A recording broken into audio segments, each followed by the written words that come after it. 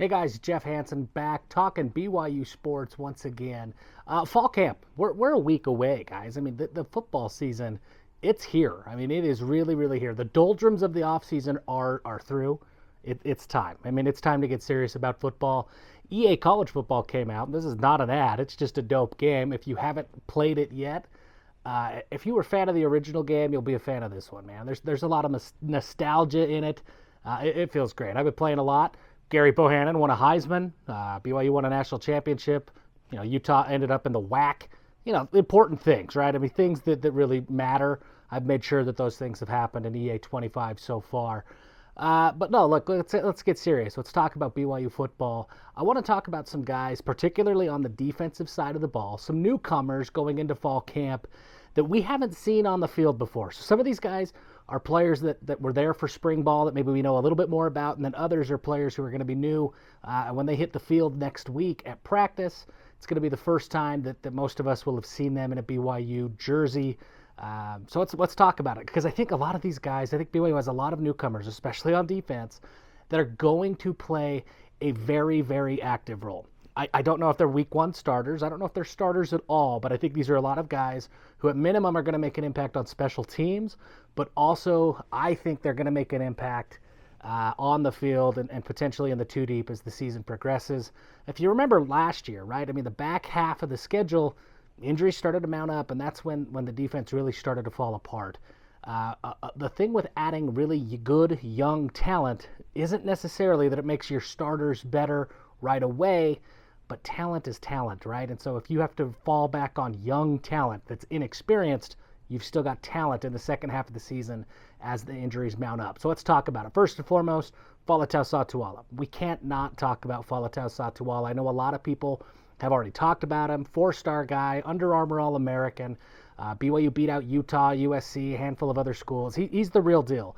But let me tell you why I like Faletau Satuala so much. And it's in addition to the exceptional talent that he has on the football field.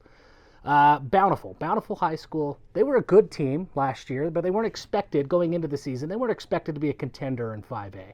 They thought that they had a really special team, but nobody expected them. I mean, really, none of us talking heads expected Bountiful to be a serious threat to push Timpview for a state championship.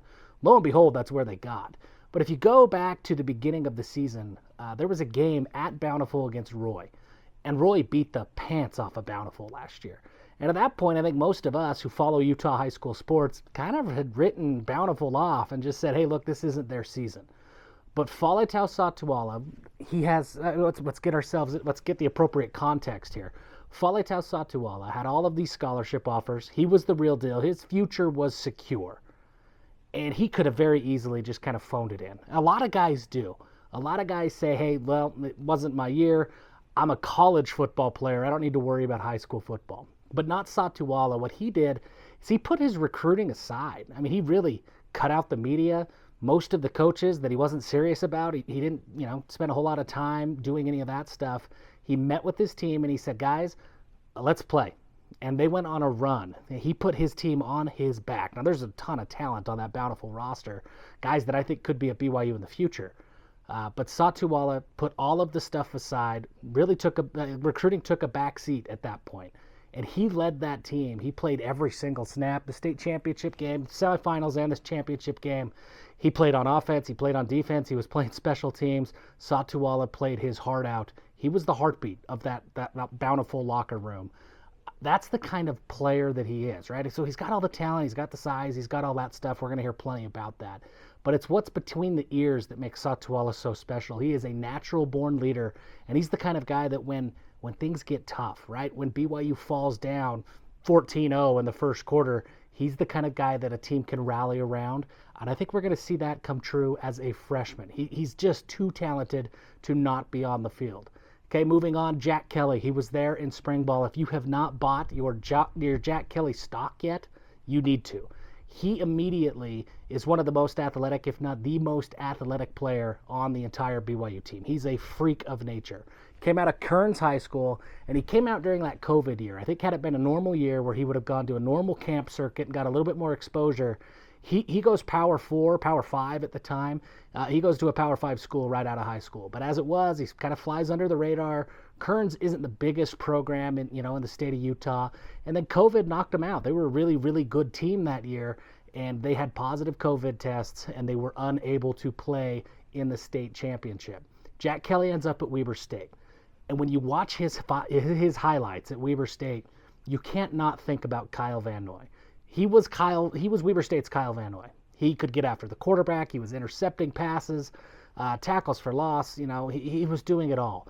And that's the kind of athleticism and ability that he brings to Provo. I personally, and I try to not be hyperbolic, I truly believe he's BYU's best NFL prospect right now, at least for next year's draft.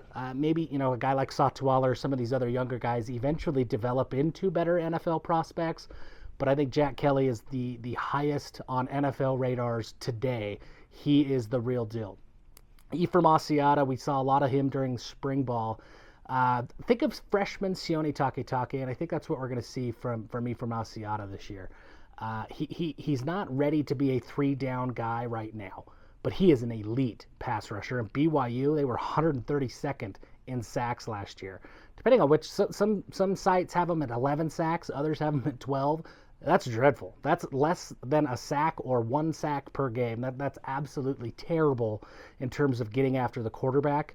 Ephraim Asiata is going to find a way to get on the field. And if you remember back to Taki, whenever that was, 2014, he couldn't, he wasn't great against the run. He couldn't find his footing on first and second down. But when it was obvious pass rush situations, Taki found the field, and he made a difference. And I think that's what Ephraim Asiata is going to do this year.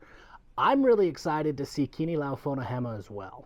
He's out of Springville, and I think had he gone to a Corner Canyon, maybe to a Timpview, where there's more college scouts that are running through the program, I think Fonahema is pushing 4-star status. He's just got the size. He's got the athletic ability. He's pretty freaky. He's pretty twitchy. Quick hips off the line of scrimmage. Really, really like him. I don't know if he contributes right away. I don't think he's a day one kind of guy. I think he's still a little raw. But Kini Laufonahema is going to find the field. I think he finds a way on special teams first, starts to make an impact there, and then eventually we start to see him later on in the back half of the season on the field for the defense. A couple of corners. We've talked, I guess we haven't. I've talked about Tre Alexander in other forums, and everybody I think knows who Tre Alexander is at this point. Big-time cornerback out of Georgia. He's going to find his way onto the field. But a nickelback that I think could really surprise some people is Jonathan Cabella. Out of Texas, had his own handful of P5 offers, P4 offers, and he decided to come to play for Gennaro Guilford and come to BYU. He's smaller. He could play outside. I think he's best suited to be a nickelback, at least right now. BYU has a need, right? In order to be a freshman that sees the field, there's got to be a need. You've got to be really, really good, and then there's got to be a need, and BYU has a need at that cornerback spot. After Mark Collins and Jacob Robinson, everything's pretty up in the air. I think Jonathan Cabella could find his way onto the field. And then one last guy that I want to talk about. I know we've rattled off a bunch, but I think a bunch of newcomers are going to play.